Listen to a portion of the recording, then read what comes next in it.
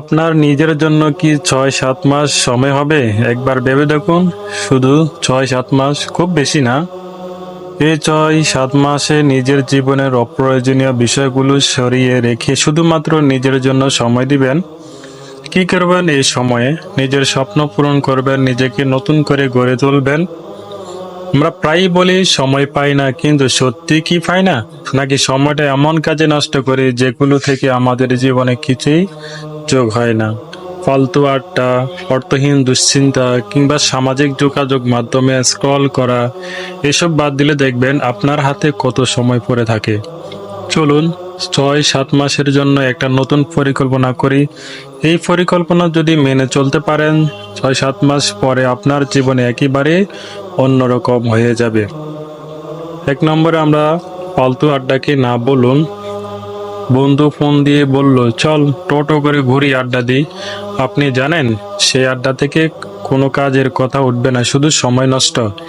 এখন কি করবেন?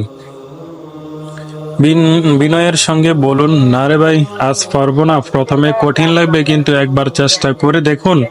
প্রতিবার না বলার পর যখন দেখবেন আপনার সময়টা সৃজনশীল কাজে যাচ্ছে, তখন গর্ব অনুভব করবেন। 2, নিজের স্বপ্নটাকে গুরুত্ব দিন। আপনার কোনো স্বপ্ন আছে, তাই না? হয়তো একটা বই লেখা, নতুন কোনো স্কিল শেখা বা একটা ব্যবসা শুরু করা, কিন্তু দিনের শেষে সময় আর এনার্জি না থাকার সেটাকে দমিয়ে রাখেন। এবার সেই স্বপ্নের দিকে সময় দিন।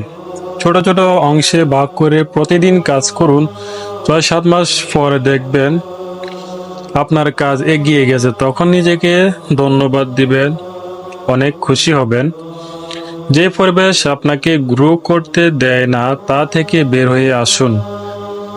আপনার আশেপাশে এমন কিছু মানুষ আছে যারা সবসময় শুধু নেগেটিভ কথা বলে, আপনাকে হতাশ করে, কিংবা এমন পরিবেশ যেখানে বসে শুধু সময় নষ্ট হয়। এই 6-7 মাসের জন্য তাদের থেকে দূরে থাকুন। নিজেকে এমন মানুষের সঙ্গে যুক্ত করুন যারা আপনাকে উৎসাহ দেয়, অনুপ্রাণিত করে।